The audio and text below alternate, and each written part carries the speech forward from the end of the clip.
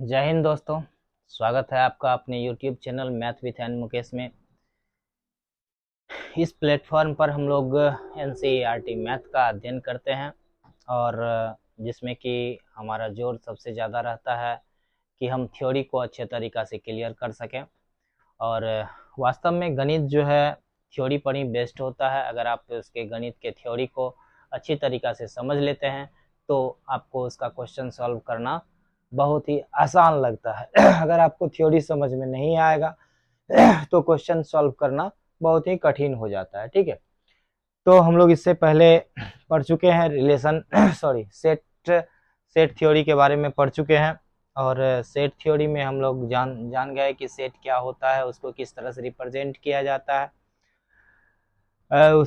उसके क्या सब प्रकार होते हैं, किस किस तरह से उसका डायग्राम बनाया जाता है। सारे चीज़ों का अध्ययन हमने कर लिया पिछले अध्याय में।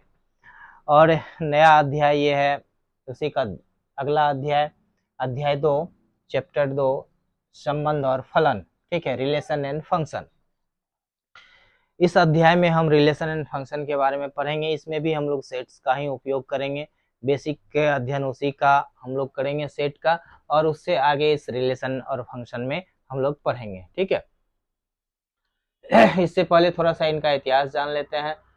रिलेशन फंक्शन का जनक मार्सेलिन बॉर्टलोट को दिया जाता है, जो कि 25 अक्टूबर 1827 को पेरिस में जन्म लिए थे। ठीक है, और इनका कहना था कि इमैनुअल कांट का कहना है कि गणित सभी भौतिक अनुसंधान का अपरिहार्य साधन है। मतलब कि भौतिक में जितने भी अनुसंधान होते हैं, जितने भी प्रैक्टिकल हम लोग करते हैं भौतिक शास्त्र में, सारे क्या है, मैथमेटिक्स पर ही बेस्ड होते हैं। मैथमेटिक्स ही उसका जनक होता है। ठीक है, अगर मैथमेटिक्स ना हो तो भौतिकी का काम करना भी कठिन हो जाएगा। जैसे हम देखते हैं कि बड़े बड़े बिल्डिंग बनाते हैं, बड़ा बड़ा पुल बनाते हैं, तो अगर उसमें गणित ना लगे तो वो बनना ही असंभव हो जाएगा। ठीक है, चलिए नेक्स्ट देखते हैं। अब चैप्टर के बारे में हम लोग आगे पढ़ते हैं। देखिए इसमें क्या होता है, क्रमिक युग्म क्या होता है, इसमें हमको जानना है क्रमिक युग्म। किसी विशेष क्रम में समूहित युग्म को क्या कहते हैं, क्रमिक युग्म कहते हैं। ठीक है, जैसे हम लोग पिछले अध्याय में सेट पढ़ रहे थे, तो सेट में हमने क्या देखा था कि कोई भी सदस्य सेट ए बराबर हम लिख देते थे 2 3 5 8 10, कुछ भी लिख सकते थे इसको, या फिर इसको हम लिख सकते थे, इसी को हम लिख सकते थे 5 2 3 8 10। इस तरह से हम इसके सदस्य को उल्टा पुल्टा करके भी लिख सकते थे। लेकिन यहाँ हमको क्या करना है कि सेट को लेना है एक क्रमिक रूप में इसको लेना है। ठीक है, एक क्रम में वो होना चाहिए, तभी वो क्या होगा क्रमिक युग्म कहलाएगा। जैसे हम देखते हैं, एग्जाम्पल लेते हैं। मान लीजिए कि सेट ए बराबर है 1 2 3 4 100। ठीक है, तो यहाँ हम क्या देख रहे हैं कि 1 और 2 के बीच का अंतर कितना है, इस दोनों के बीच का अंतर कितना है, 1 का अंतर है। इस दोनों के बीच का अंतर भी 1 है, इस दोनों के बीच का भी अंतर 1 है। इसी तरह से 1 का अंतर लेते चले जाएंगे तो अगला टर्म हमको मिलता चला जाएगा। दूसरा उदाहरण लेते हैं दूसरा उदाहरण बी लेते हैं, एग्जाम्पल बी लेते हैं, जिसमें हम लिखते हैं 2 4 6 8 100। तो यहाँ हम देख रहे हैं कि इसमें दो टर्म जो है, जैसे दो टर्म 2 4 4 6 6 8, इस दोनों के बीच का अंतर कितना है, इसमें 2 का अंतर है, इसमें भी 2 का अंतर है, इसमें भी 2 का अंतर है। ठीक है, तो इसी को हम लोग क्या कहेंगे, क्रमिक युग्म कहेंगे। ठीक, इसको हम लोग अगर सजा के लिखते हैं, उसमें एक रिलेशन हमको डिफाइन होता है, तो उसको हम लोग क्या कहते हैं, एक क्रमिक युग्म कहते हैं। इसको हम मैप पे थोड़ा सा समझने का प्रयास करते हैं।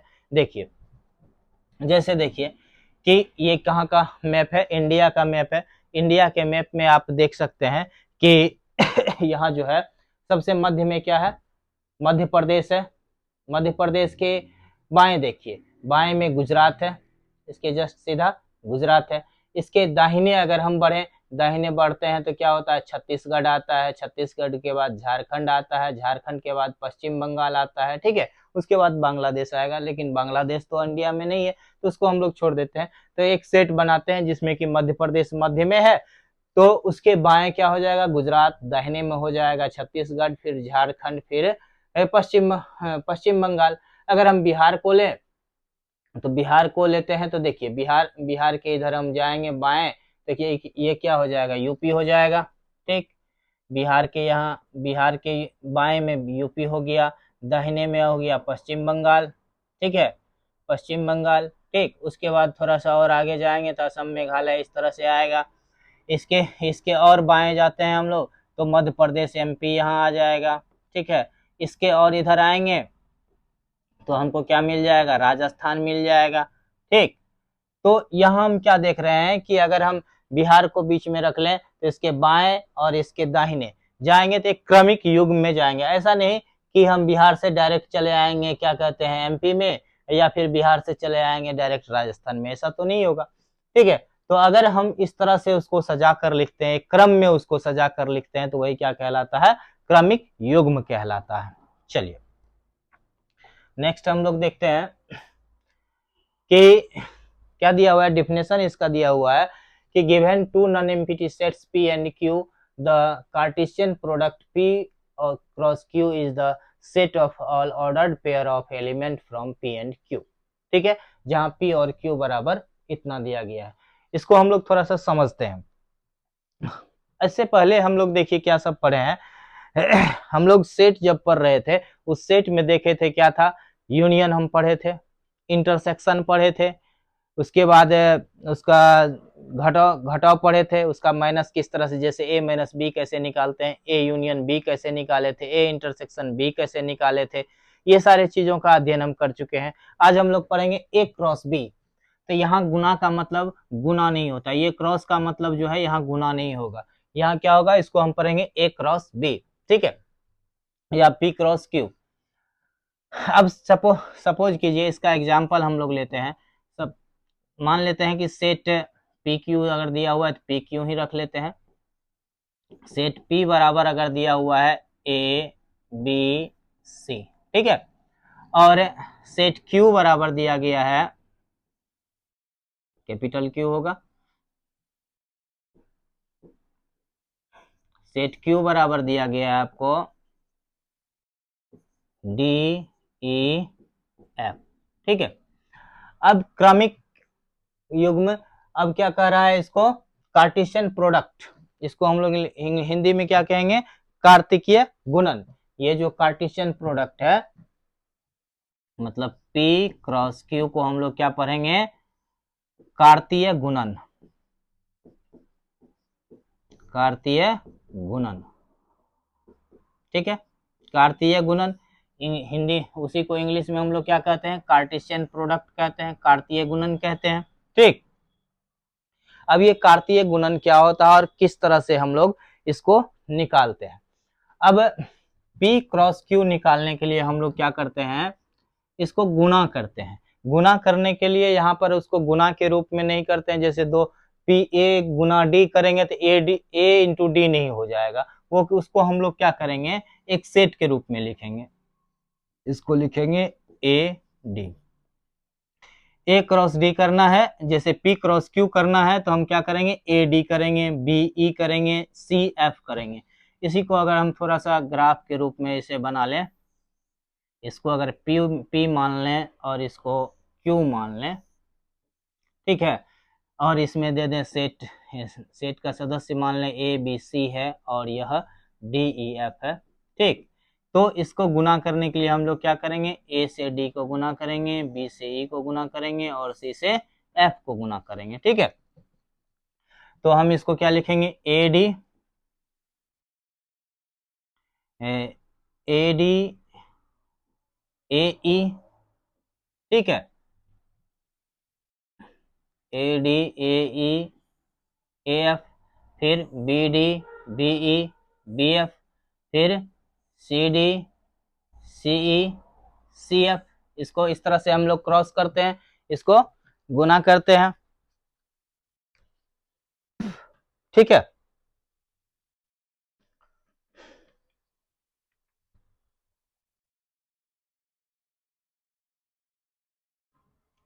चलिए अब इसको क्रॉस कर लेते हैं हम लोग, तो क्या हो जाएगा, A D A E A F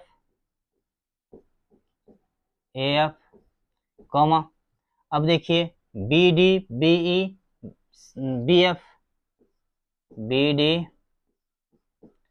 B E और बी एफ, आइए कॉमा, अब देखिए C D C E C F C D C E और सी एफ, ठीक है। इसको हम एक ब्रैकेट में लिख लेते हैं।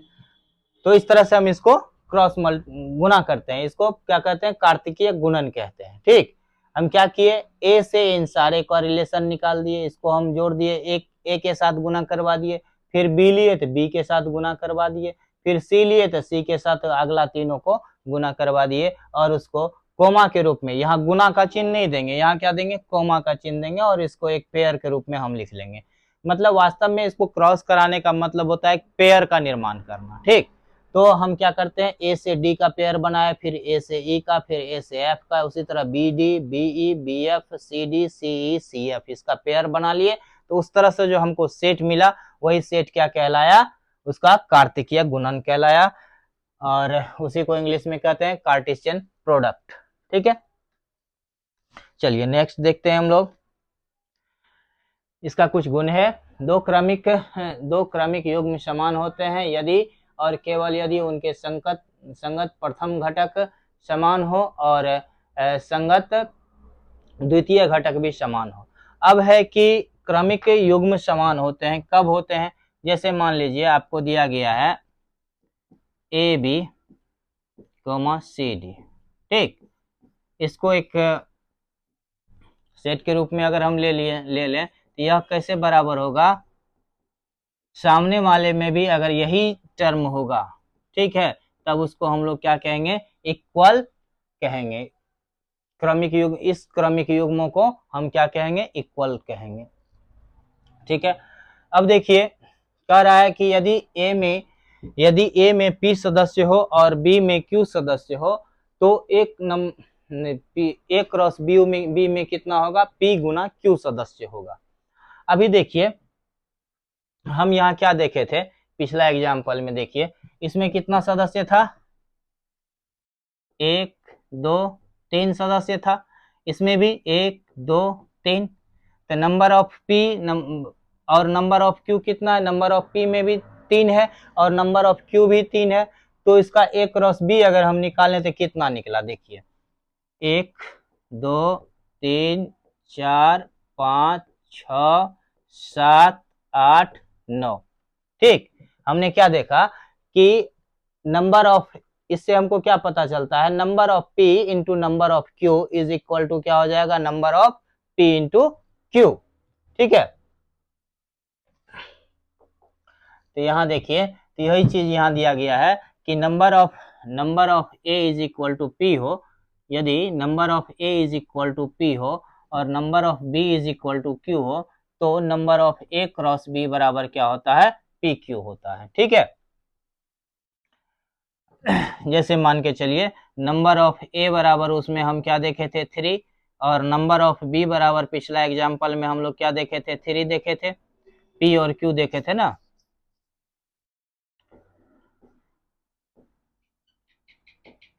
Number of P is equal to 3 हमको आया था, number of Q is equal to 3 आया था। ठीक है, तो number of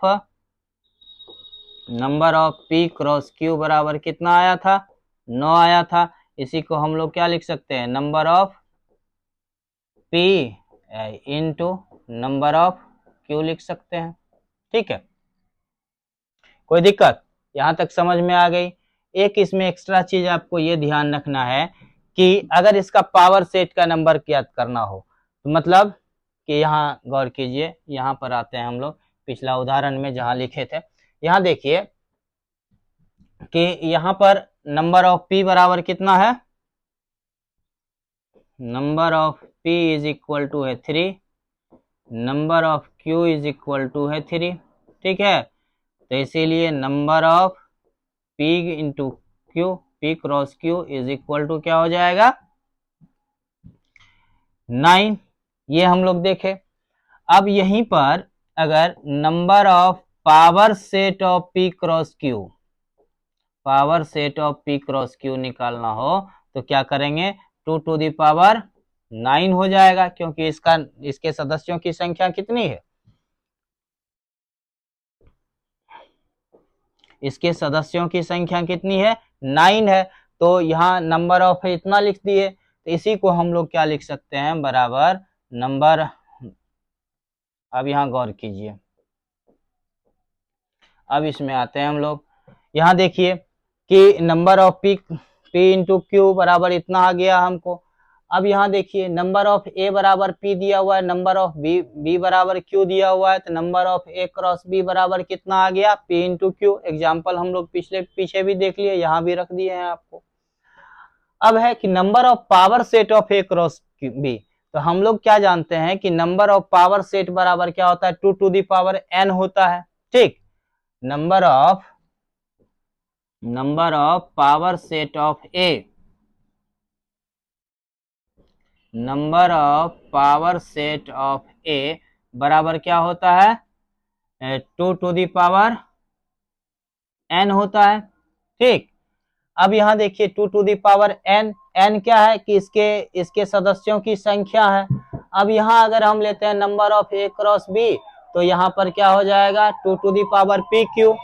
2 to the power P Q क्यों हुआ, क्योंकि number of A cross B में कितना है, पी क्यू सदस्य है, इसीलिए क्या हो जाएगा number of A cross B बराबर number of power set of A cross B बराबर 2 to the power P Q. इस फॉर्मूला को याद रखना है, इसका हम लोगों को काम पड़ेगा, ठीक है।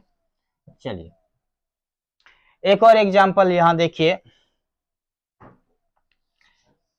इसका कहना है कि यदि ए और बी अरिक्त समुच्चय हो तो और ए या बी में से कोई अपरिमित समुच्चय हो तो ए क्रॉस बी क्या होता है, अपरिमित होता है। सपोज कीजिए लेट ए बराबर दिया हुआ है 1 2 3, ठीक है, और बी बराबर दिया हुआ है 1 2 3 4 7। अब देखिए कि सेट ए क्या है, यह परिमित है, फिनाइट सेट है, फिनाइट सेट है, और यह सेट बी क्या है, इनफिनाइट सेट है, इनफिनाइट सेट है। तो इसीलिए ए क्रॉस बी बराबर क्या हो जाएगा, ए क्रॉस बी बराबर क्या हो जाएगा, इनफिनाइट हो जाएगा। इसको क्रॉस करेंगे तो ये क्या आएगा हमको, इनफिनाइट सेट के रूप में हमको मिलेगा, ठीक है। चलिए उसी तरीका से कि अगर मान के चलिए कि 2 सेट दिया हुआ है जिसमें से कि एक सेट क्या हो, फाई हो, रिक्त समुच्चय हो, तो ए क्रॉस बी बराबर क्या हो जाएगा। अब यही एक दूसरा एग्जांपल ले लेते हैं। सपोज कीजिए कि सी बराबर आपको दिया गया है फाई, सेट सी बराबर क्या दिया गया है, फाई, इसीलिए ए क्रॉस सी बराबर क्या हो जाएगा, फाई हो जाएगा। मतलब एक भी कोई सेट अगर रिक्त समुच्चय हो तो ए क्रॉस बी बराबर क्या हो जाता है, फाई हो जाता है। कोई दिक्कत। चलिए नेक्स्ट नंबर में आते हैं हम लोग।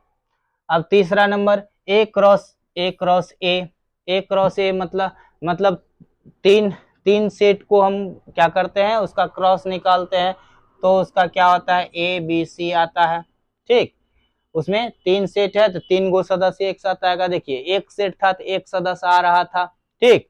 जैसे यहाँ देखिए एक एक करके आ रहा था। 2 सेट जब हम लेते हैं तो यहाँ दो करके सदस्य साथ में आता है। अगर 3 सेट लेंगे तो 3 करके सदस्य साथ में आएगा, ठीक है। इसका एग्जाम्पल भी हम लोग देखेंगे, जब हम क्वेश्चन सॉल्व करने लगेंगे तो इसका एग्जाम्पल भी हम लोग देख के क्लियर कर लेंगे। चलिए नेक्स्ट देखते हैं। अब है प्रश्नावली 2.1। 2.1 में आपका पहला क्वेश्चन कह रहा है कि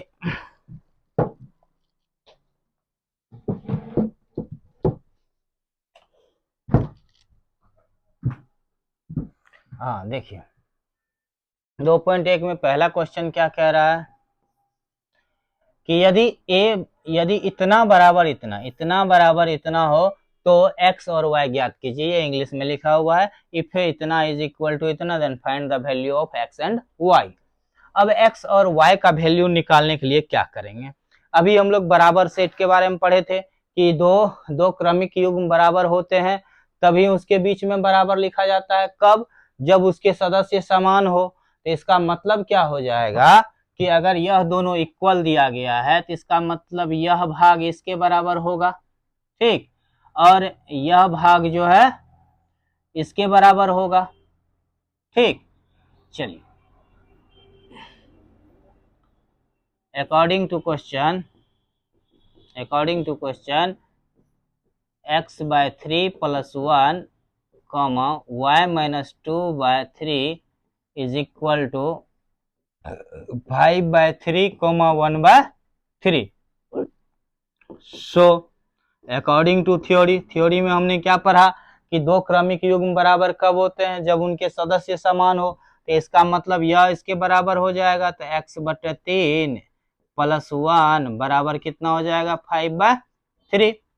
अब चलिए अब इसका सॉल्यूशन हम लोग निकाल लेते हैं। तो क्या हो जाएगा, इसका एलसीएम ले लें तो बन जाएगा x प्लस 3 बाय 3, ठीक है, इज इक्वल टू 5 बाय 3। 3 कट गया।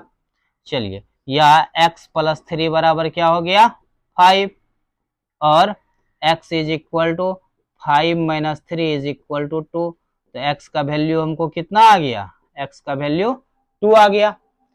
अब देखिए x का वैल्यू हम निकाल लिया, y का भी वैल्यू इसी तरह निकाल लेते हैं। तो y बराबर अगेन यहाँ लिख देते हैं again y minus 2 by 3 is equal to 1 by 3। इसी को हम लोग यहाँ लिख लेते हैं y is equal to 1 by 3 plus 2 by 3। Plus 2 by 3 क्यों हुआ? क्योंकि इधर माइनस 2 बाय 3 था तो बराबर के उस साइड जाएगा तो प्लस 2 बाय 3 हो जाएगा। या y इज इक्वल टू क्या हो जाएगा, इसका एलसीएम ले लेंगे, यहाँ हो जाएगा 3 और यहाँ हो जाएगा 3 प्लस 2 या y इज इक्वल टू कितना हो जाएगा 5 बाय 3।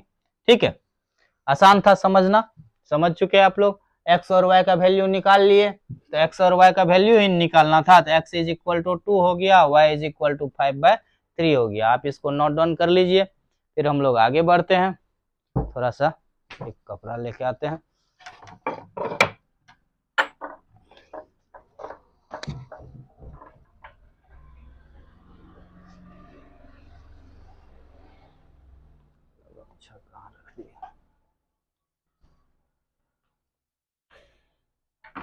नोट डाउन कर लिए आप लोग? चलिए नेक्स्ट में आते हैं हम लोग। अब देखिए दूसरा नंबर कह रहा है यदि समुच्चय ए में 3 अवयव हैं और बी में बी बराबर इतना है तो ए क्रॉस बी में अवयवों की संख्या ज्ञात कीजिए। यहाँ तो आसान है। आसान कैसे है देखिए, set A number of A बराबर according to question number of A बराबर कितना है 3 दिया हुआ है और सेट बी बराबर आपको कितना दिया गया है 3 4 5। तो नंबर ऑफ बी बराबर कितना हो जाएगा, नंबर ऑफ बी बराबर हो गया 3। So number of A cross B is equal to क्या हो जाएगा, अभी हम लोग पढ़े थे ए क्रॉस बी बराबर, याद कीजिए, आया याद? ए क्रॉस बी बराबर क्या पढ़े थे हम लोग, P इंटू क्यू पढ़े थे। तो P इंटू क्यू, तो यहाँ P का वैल्यू कितना है 3 है, 3 Q का भी वैल्यू 3 है तो कितना हो जाएगा P इंटू क्यू बराबर 9। यही हो गया इसका आंसर। चलिए नेक्स्ट देखते हैं। क्वेश्चन नंबर 3 क्या कह रहा है कि यदि G बराबर इतना H बराबर इतना तो G क्रॉस H और H क्रॉस G ज्ञात कीजिए। ठीक है, अब देखिए क्या दिया हुआ है, if G is equal to इतना, according to question G is equal to कितना दिया हुआ है 7 8 and H is equal to कितना दिया हुआ है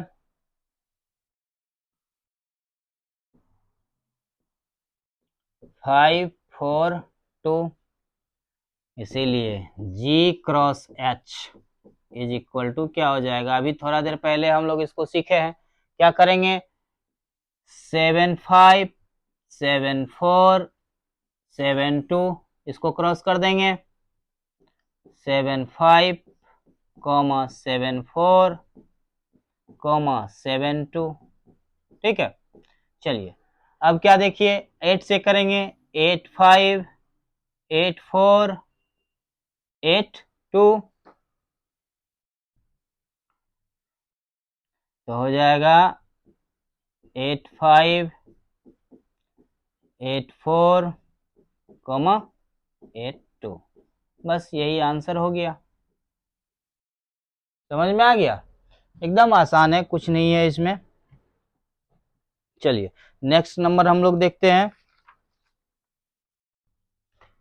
क्वेश्चन नंबर कितना है 4, ये 3 हो गया। क्वेश्चन नंबर 4 में आ जाइए, क्या कर रहा है, state whether the each of the following statement are true और false, if the statement is false rewrite the given statement correctly, ठीक है।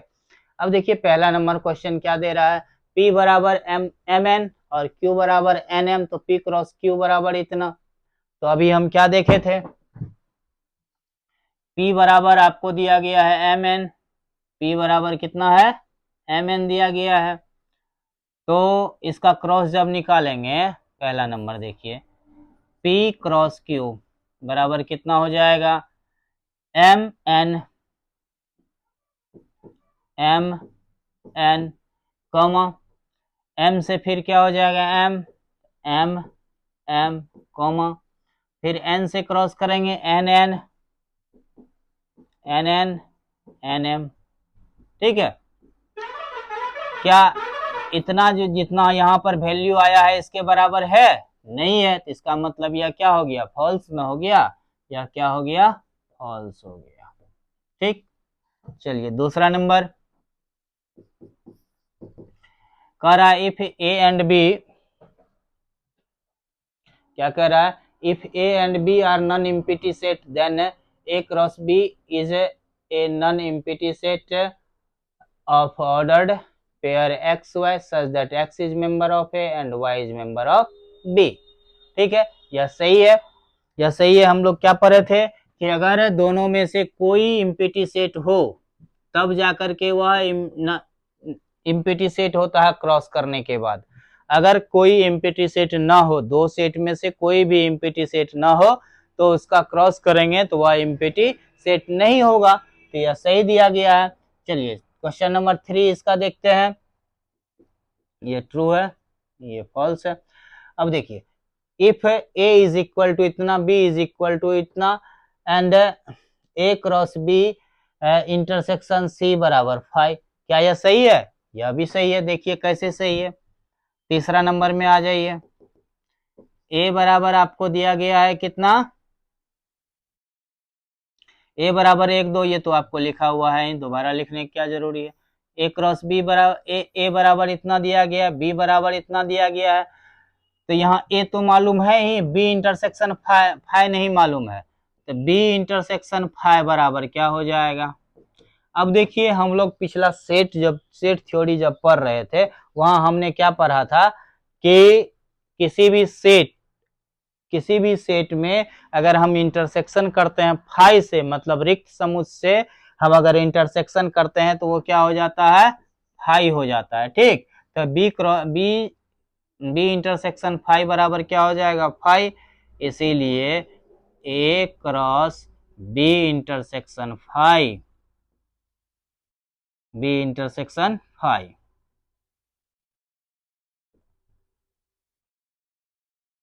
A cross B intersection phi बराबर क्या हो जाएगा, इसी को हम लिख सकते हैं ए क्रॉस फाइ, क्योंकि हम बी इंटरसेक्शन फाइ बराबर फाइ लिए हैं।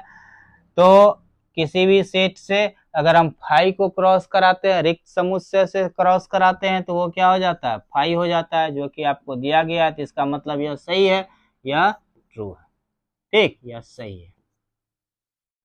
चलिए ये भी क्वेश्चन सॉल्व हो गया। अब नेक्स्ट आते हैं क्वेश्चन नंबर 5। क्वेश्चन नंबर 5 क्या कह रहा है, if A is equal to इतना and find A cross A, मतलब ए बराबर इतना दिया गया है तो ए क्रॉस ए निकालना है। चलिए अकॉर्डिंग टू क्वेश्चन आपको क्या दिया गया है, ए इज इक्वल टू -1 1, ठीक। देन सबसे पहले हम लोग क्या करते हैं, ए क्रॉस ए निकाल लेते हैं। ए क्रॉस ए बराबर क्या हो जाएगा, देखिए ए बराबर दोबारा लिख लेते हैं 1 1 -1 1, ठीक, जिससे कि आपको क्रॉस करने में आसानी हो। तो हम क्या करेंगे, सबसे पहले -1 लिखेंगे, फिर -1 1 लिखेंगे, फिर इधर से 1 -1, फिर दोबारा 1 1 हो जाएगा। अब इसी को यहाँ क्रमिक युग्म के रूप में लिख लेते हैं। तो यहाँ क्या हो जाएगा, A cross A is equal to हो जाएगा, अब कीजिए यहाँ पेयर हम बना चुके हैं, -1 -1 कॉमा -1 1 कॉमा, यहाँ 1 से 1 वाला पेयर निकालिए, अब 1 -1 कॉमा 1 1, ठीक है। ये हमको ए क्रॉस ए निकल गया, ठीक। अब हमको क्या करना है, ए क्रॉस ए करना है, ठीक। अब ए क्रॉस ए निकाल लिए, कॉमा में क्रॉस ए कर देते हैं, ए बराबर यहाँ फिर से लिख लेते हैं -1 1, ठीक। अब देखिए इसको हम अगर हम क्रॉस कराना चाहें तो क्या हो जाएगा, सबसे पहले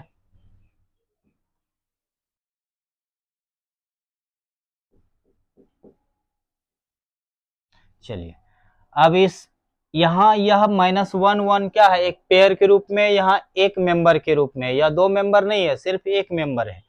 तो अब इसको क्रॉस अगर हम कराना चाहें तो क्या होगा, इसका पहले होगा -1 से, फिर इसी का होगा किससे, 1 से, फिर इसका कराएंगे तो ये हो जाएगा -1 से, फिर इसी का हो जाएगा 1 से। इसी तरह से हम गुना कराते चले जाएंगे, इसका भी पेयर उसमें लगा देंगे। तो यहाँ आप गौर कीजिए, इसीलिए ए क्रॉस ए बराबर कितना हो जाएगा, अब पेयर लगाना तो आप सीख ही गए हैं।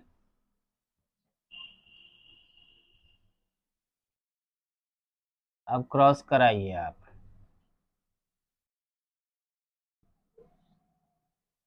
मिट गया, कोई बात नहीं है। यहाँ ए बराबर क्या था, -1 1 था, ठीक। यहाँ क्या सब आया था, -1 आया था, यहाँ आया था -1 1 आया था, यहाँ पर 1 -1 1 1, ठीक है। चलिए अब यहाँ देखते हैं हम लोग, इसको क्रॉस लगाना शुरू करते हैं, इधर से शुरू कीजिए। तो क्या हो जाएगा, यहाँ देखिए इससे इस तीनों चारों का क्रॉस करा दीजिए, तो क्या हो जाता है, -1, ये दोनों -1 को लिख देंगे, -1 -1 -1 कॉमा दे करके, फिर कॉमा, फिर इस -1 से इसमें -1 -1 1, फिर इस -1 से इसमें -1 1 -1, फिर इससे करेंगे इसको, क्या हो जाएगा, -1 1 1। अब इस 1 से इस चारों में करा देंगे, 1 से इस चारों में कराएंगे तो कितना आ जाएगा, 1 1 -1 -1, फिर देखिए 1 -1 1 1 -1 1, ठीक है। फिर इस -1 से कराएंगे 1 1 -1 1 1 -1, ठीक है। अब इस 1 से लास्ट वाले में कराएंगे तो क्या हो जाएगा, 1 1 1 आ जाएगा, ठीक है। इस तरह से हमको सेट मिल गया। अब इसको क्रॉस चेक कर लेते हैं, क्या यह क्रॉस किया हुआ मेरा सही है। तो हम क्या देखते हैं कि ए में कितना सदस्य, 2 सदस्य है, तो ए क्रॉस ए में कितना हो जाएगा, 2 गुना 2 तो हो जाएगा 4। ए क्रॉस ए में 4 सदस्य है, 1 2 3 4। अब देखिए इसमें कितना सदस्य था, 2 सदस्य था। दूसरे ए क्रॉस ए में हमको कितना आया, 4 सदस्य आ गया। तो ए क्रॉस ए में कितना आना चाहिए हमको, तो इसको 2 गुना 4 बराबर 8 सदस्य आना चाहिए। गिन लेते हैं, 1 2 3 4 5 6 7 8, 8 सदस्य हमको आ गया। इसका मतलब ये गुना क्या हुआ मेरा, सही है। वहां देखिए आप याद कीजिए, इससे पहले एक थ्योरी में हम लोग पढ़े थे ए क्रॉस ए में ए बी सी। देखिए यहाँ देखिए आपको इस थ्योरी में हम लोग क्या पढ़े थे, यहाँ देखिए ए क्रॉस ए, यहाँ 3 मेंबर का पेयर बना था। अभी जो हम लोग क्वेश्चन सॉल्व किए हैं इस क्वेश्चन में देखिए यहाँ पर ए क्रॉस ए जब हम निकाले हैं तो इसका 3 का पेयर आया है कि नहीं आया है। यहाँ देखिए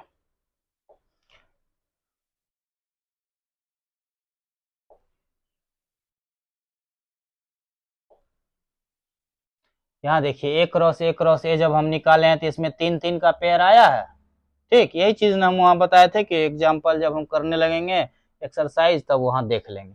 चलिए नेक्स्ट नंबर हम लोग देखते हैं, क्वेश्चन नंबर 6। क्वेश्चन नंबर 6 कहता है यदि ए क्रॉस ए बराबर इतना है और तो ए और बी ज्ञात कीजिए। आपको देखिए क्या दिया गया है, ए क्रॉस ए बराबर इतना दिया गया है। हम लोग यहाँ क्या जानते हैं कि जब हम क्रॉस कराते हैं तो पहले वाले सेट का मेंबर पहले लिखते हैं और बाद वाले सेट का मेंबर बाद में लिखते हैं। तो ए का मेंबर क्या सब होगा, गौर कीजिए, ए का मेंबर क्या सब होगा, पहला वाला जितना मेंबर होगा ए का ही होगा। या देखिए ए ए ए ए सॉरी बी बी, तो क्या हो जाएगा सेट ए बराबर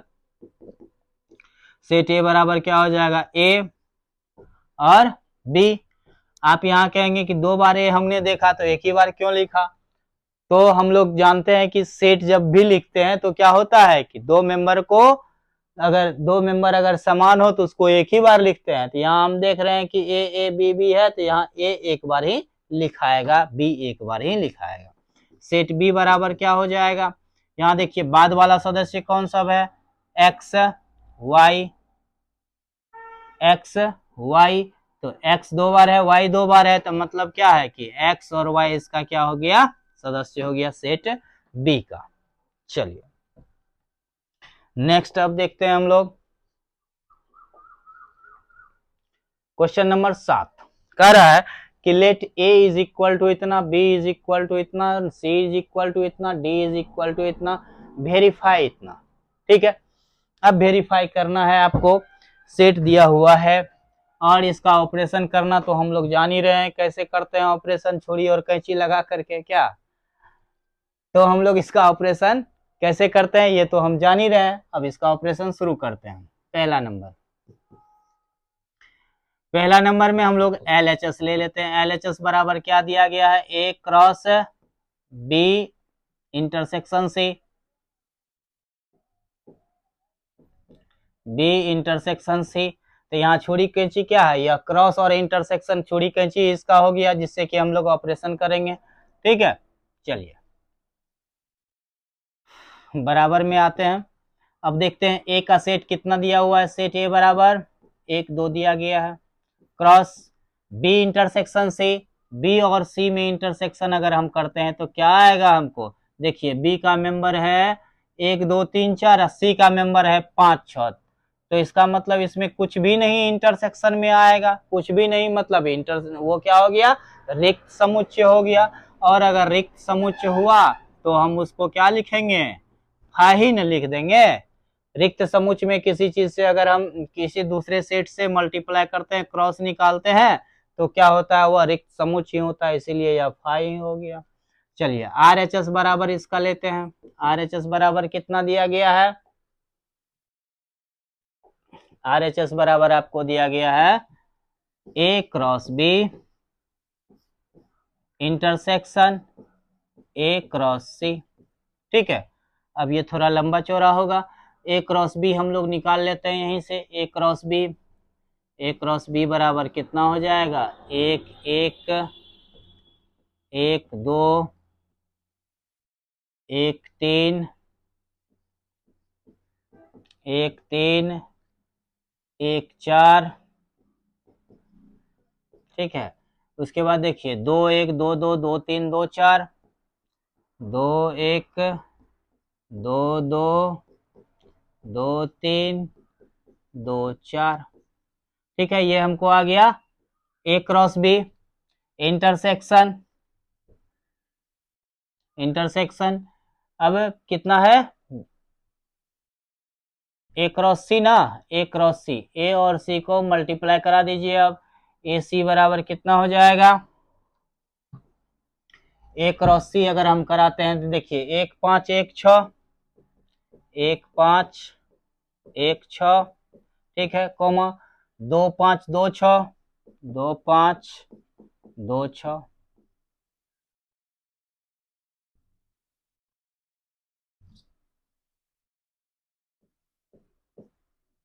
दो पांच और दो छ।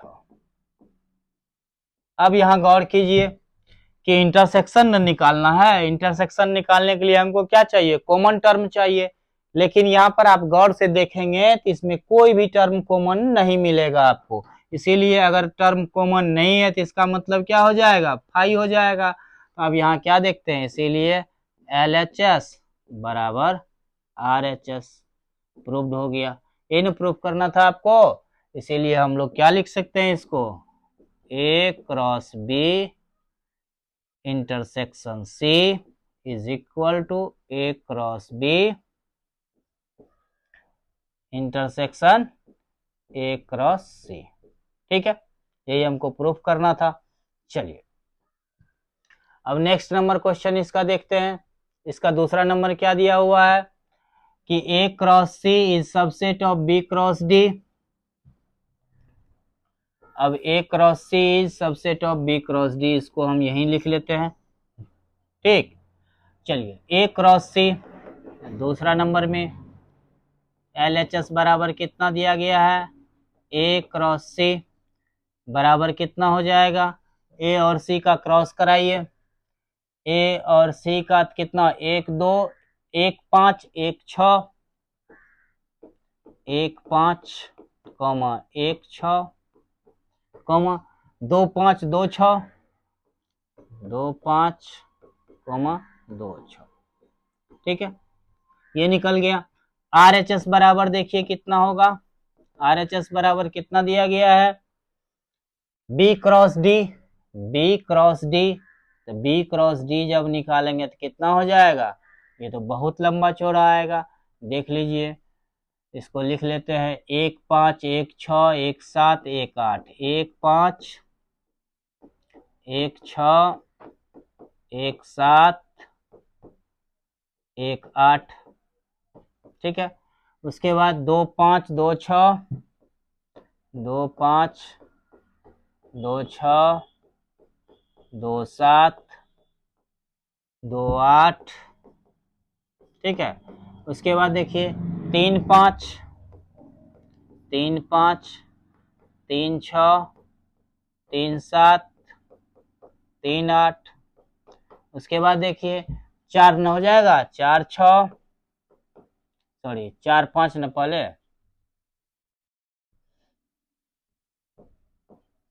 चार पांच चार छ चार सात चार आठ, ठीक है। इतना हमको इसका मेंबर आ गया। अब यहाँ गौर करने वाली बात है, यहाँ हम देखते हैं फ्रॉम एबव,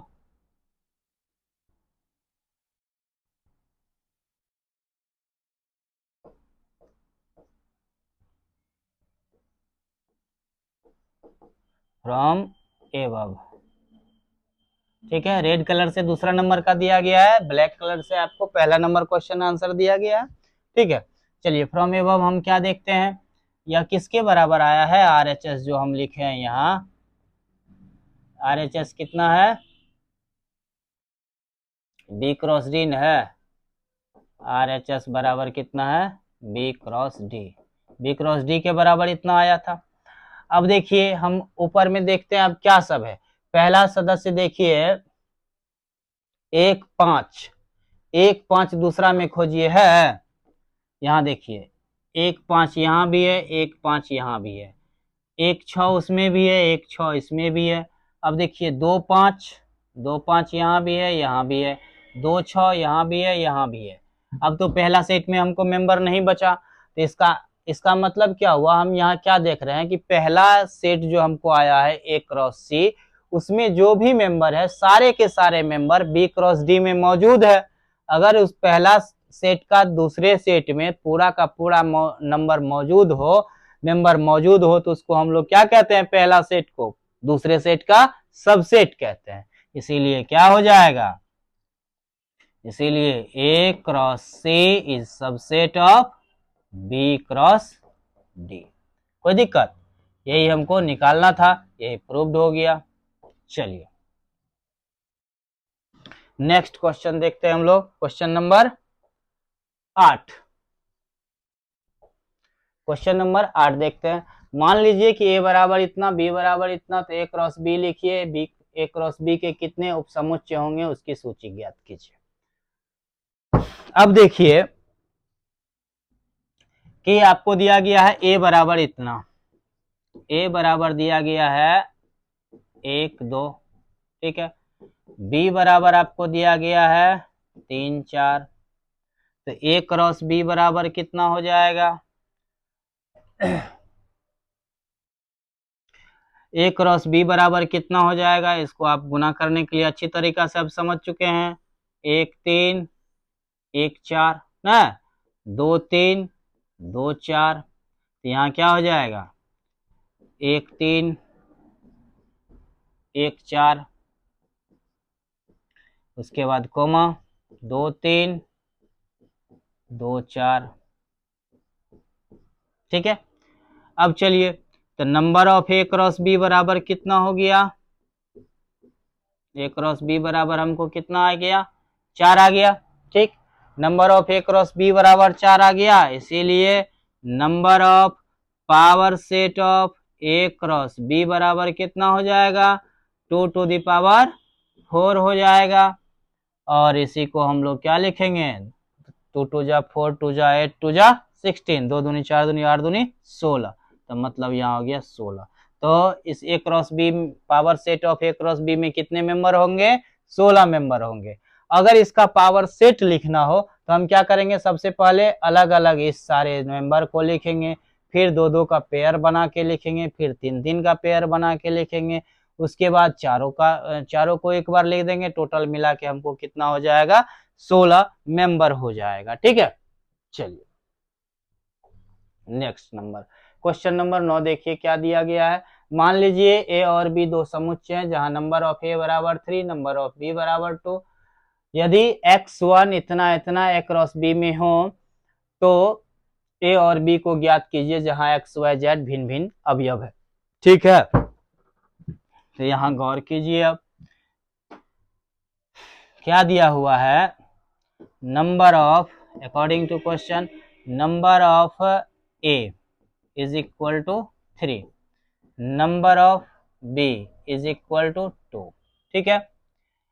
और A cross B, A cross B बराबर यहां दिया गया है कितना, x1 y2 z1, ठीक है। और भी सदस्य होगा जो आपको दिया हुआ नहीं है, वो आप अपने से निकाल सकते हैं बाद में। तो या जितना सदस्य दिया हुआ है उतना से हम लोगों को कह रहा है कि ए और बी ज्ञात कीजिए, ठीक है। अब आप देखिए, यहाँ गौर कीजिए, हमने क्या सीखा है कि जब ए क्रॉस बी कराते हैं तब जो वहां सेट बनता है, उस सेट में जो पेयर बनता है, उस पेयर का पहला सदस्य क्या होता है, सेट ए का सदस्य होता है। तो इसीलिए सेट ए का सदस्य क्या हो जाएगा, X Y Z, X Y Z हो जाएगा, ठीक है। अब कह रहा है नंबर ऑफ ए बराबर 3, 3 गो सदस्य मिल गया हमको, तो इसका मतलब ए बराबर इतना ही होगा और ज्यादा सदस्य होगा नहीं। अब बी बराबर देखिए, यहाँ पर आप गौर कीजिए, इसके दूसरे, इस पेयर का दूसरा सदस्य क्या सब है, 1 2, ठीक है। तो और बी का मेंबर भी 2 ही है, नंबर ऑफ बी बराबर 2 दिया गया है, इसका मतलब क्या हो जाएगा, सेट बी बराबर 1 2। यही आपका आंसर हो गया। चलिए नेक्स्ट नंबर क्वेश्चन देखते हैं। क्वेश्चन नंबर 10, कार्तिकीय गुणन इतना में 9 अवयव हैं जिसमें कि इतना इतना भी है, समुच्चय ज्ञात कीजिए जहां ए क्रॉस ए के शेष अवयव भी ज्ञात कीजिए। अब देखिए क्या कह रहा है कि ए क्रॉस ए में 9 अवयव है, ए क्रॉस ए में 9 अवयव है। Number of, according to question, number of A cross A बराबर आपको दिया गया है 9, ठीक।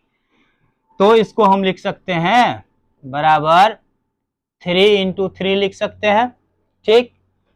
बराबर क्या हो जाएगा, number of A into number of A हो जाएगा, ठीक। अब देखिए इसीलिए क्या हो जाएगा, नंबर ऑफ ए बराबर कितना हो जाएगा, 3 हो जाएगा। ये हम लोग फार्मूला में भी पढ़े थे ना कि number of A into number of A B बराबर number of A cross B. तो यहाँ देखिए एक ही सेट को 2 बार लिया गया है, तो नंबर ऑफ ए बराबर यहाँ हमको क्या मिल गया, 3 मिल गया। अब आइए अगेन अकॉर्डिंग टू क्वेश्चन आपको क्या दिया गया है, पुनः एक -1 1 और -1 0 और 0 1 इसका सदस्य है। ए क्रॉस बी बराबर, ए क्रॉस ए बराबर दिया गया है -1 0 और 0 1, ठीक है। और जो भी सदस्य है उसको नहीं लिखा गया है, अब हम लोग बाद में उसको निकालेंगे पहले, इसीलिए ए बराबर क्या होगा ये देखते हैं। तो हमको क्या यहाँ नजर आ रहा है कि ए के कितने सदस्य हैं, 3 सदस्य हैं, और 3 सदस्य हैं, तो यहाँ पर तो हमको पेयर 2 का नजर आ रहा है, लेकिन हमको 3 नंबर चाहिए। यहाँ देखिए कौन सा नंबर है, -1 भी क्या है, एक का ही सदस्य है, और 0 भी एक का ही सदस्य है, और यहाँ 1 भी क्या है, एक का ही सदस्य है, क्योंकि इसका पहला मेंबर और दूसरा मेंबर दोनों ए का सदस्य है, क्योंकि ए क्रॉस ए करा रहे हैं हम, तो ए क्रॉस ए करा रहे हैं, इसीलिए दोनों मेंबर ए का ही होगा। इसीलिए सेट ए बराबर हमको क्या मिल गया, -1 0 और 1। अब ए बराबर हमको इतना मिल गया, तो ए क्रॉस ए हम लोग निकाल लेंगे, इसीलिए ए क्रॉस ए बराबर क्या होगा, कीजिए अब -1 -1। इसको आसानी से समझने के लिए आप साइड में एक और ए लिख लीजिए, ए बराबर -1 0 1। अब इसको क्रॉस कराना आसान होगा, इस -1 से इस तीनों में क्रॉस करा दीजिए, तो -1 0, ठीक है, फिर -1 1, ठीक। अब इस 0 से कराइए, 0 -1 कॉमा 0 0, ठीक है, कॉमा 0 1 0 1, ठीक है, कॉमा। अब देखिए 1 से कराइए, 1 -1 1 -1 कॉमा 1 0 1 0 कॉमा 1 1।